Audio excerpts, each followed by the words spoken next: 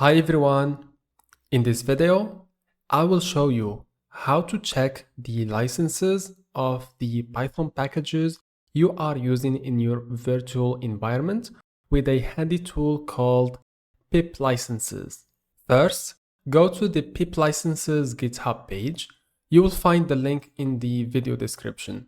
Scroll until you find the table of contents. Click on the installation section. And here, make sure to copy this command. Now open your terminal, make sure that your environment is activated, in my case it is, and paste the command. To make sure everything is working, run pip licenses. You should see something like this. Here we have the name of the package, we have the currently installed version and the license. If you get this, this means that pip licenses was installed successfully. Now, why do you need to use pip licenses? If you are working on a project for your company, it is important to know what kind of licenses your dependencies have. Some licenses are permissive, like MIT, but others, which we call viral licenses, can create legal risks if you are not careful. This is where pip licenses helps. It lets you filter out risky licenses and keep only safe ones. For example, if you want to make sure no package with a JPL license is used, run the following command: pip licenses and add this option fail on, and here specify the license.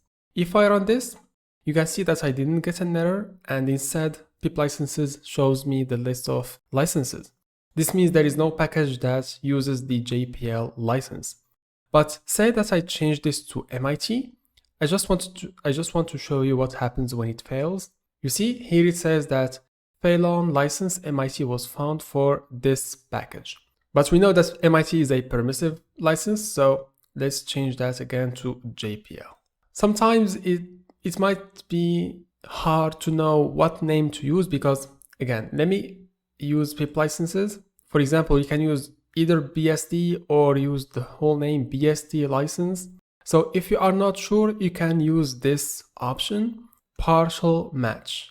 What partial match does is that it will match substrings. So if, let's say that the string is MIT license, with this option, pip licenses will see if MIT is inside that string.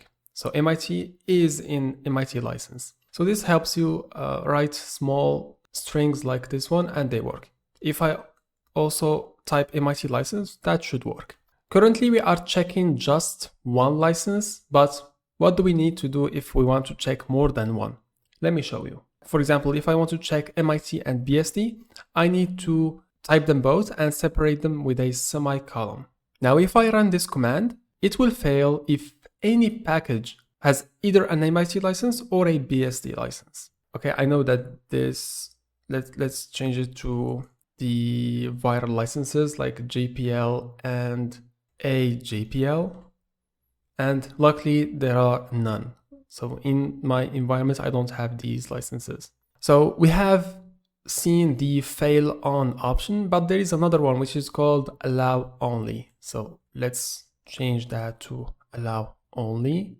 And you use this if you want to allow only safe licenses. Say that I want to use only the MIT license. Okay, so this means that I will check if the packages use MIT. If this tool finds other licenses, it will fail. And in this case, it should be because I have a lot of packages, and as you saw before, we have a lot of licenses. And this is what it says. So it found a BSD license and it says that it is not allowed. But again, here you can specify more than one. So I can come here, add BSD, and now it tells me that they found this one, which is a noun. We can add that also. So you can use either allow only or fail on. Personally, I use fail on, but if you want to use allow only, you go ahead, you can do that. So why I showed you how to use especially these options fail on and allow only, because we can include them in our CI pipeline. let me show you. I have this GitHub repository that I have created in order to show you how to use pip license in CI. Here is an example of a configuration that you can use. Here I used GitHub Actions, but you can also use this if you use, for example, GitLab CI. It works also there. Here is the CI inside the VS Code, and let's check it. I have this requirements.txt. I have just added few packages just to be able to test the tool, but this should be the requirements file that you use in your project. So first we check out the repository. We make sure to install Python. Here I am installing Python version 3.12. After that, I upgrade pip and install the requirements. Now, this is the step that you should add. So here, check for problematic licenses. Here is how we do it. So we run the pip licenses command, we add the fail on option, and here specify the viral licenses, and also make sure to add partial match. Okay, so if that fails, we are going to show this message and show the licenses in a markdown format. I am going to talk about this, but this is how you add pip licenses to your CI pipeline. And make sure to put this check early in your pipeline so it fails fast and saves time and resources. Now let's talk about extra options that we can use. So let me open my terminal again. Let's say that you want to check the license for a specific package. In order to do that, we can write pip licenses, and we have this option, packages. And here, let me specify Django, for example. So it gives me the license that Django uses, and I can also add other ones. Let's see if I have requests. Yes, I do have it, and you can see that here it uses Apache software license. So with packages, you can specify which package you want to look at. We can also ignore packages by using the ignore packages option. And here I am ignoring Django and requests. Here is the output that we get after running that command. But since we have a lot of text, it's hard to find the packages. So we are going to use grep in order to confirm that we don't have Django and requests in the output. Sorry, it should be Django. And as you can see, we don't have it. If I remove Django from the ignore packages list, it should appear, and it does. I have talked about the output format briefly when I was showing you the CI pipeline. So let's talk about that. So we can use the format option to change the format to markdown, for example. As you can see, I can copy this and put it in a markdown file just to show you how it looks. I have copied the output. Let's open VS Code.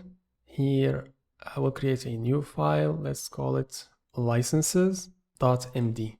Now let's put this output here. Let me decrease the font size and let's open the preview.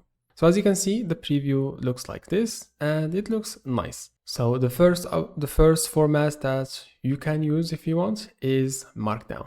We also have HTML, JSON, and other ones like restructured text, etc. So if you want to know the supported formats, please check the pip licenses GitHub repository. If you want to get a summary of the licenses, you can use summary, and this will give you the count of licenses. You can see that we have 31 packages that use the MIT license. You can see that here we have every license and we have the count. So by default, the output is sorted by license, but we have the order option that will tell pip licenses to order the output by the count column instead. And as you can see, now it is ordered by count. Now let me run the pip licenses command again. You can see that by default, we get 3 columns. We get the package name, version, and license. We can add more columns that will show, for example, the URLs by using with URLs. You can see that we get the URL for that project. We can also add the authors with authors, and we can also add the maintainers. You can see that now we have a lot of things. So I will use the JSON format so that I get a nice output. Awesome. And let's look at Django. So specify packages and select Django. Awesome. So we can see that here is the author, Django Software Foundation. The license is BSD. The maintainer in this case is unknown. And here is the project. So I can, if I want, I can check it. And here is the version. That's it for this video. I hope you found it helpful. Please check out the pip licenses GitHub repository. Give it a star because it is a really nice project, and make sure to read the README. It has everything you need to know about this tool. Thanks for watching and see you in the next video.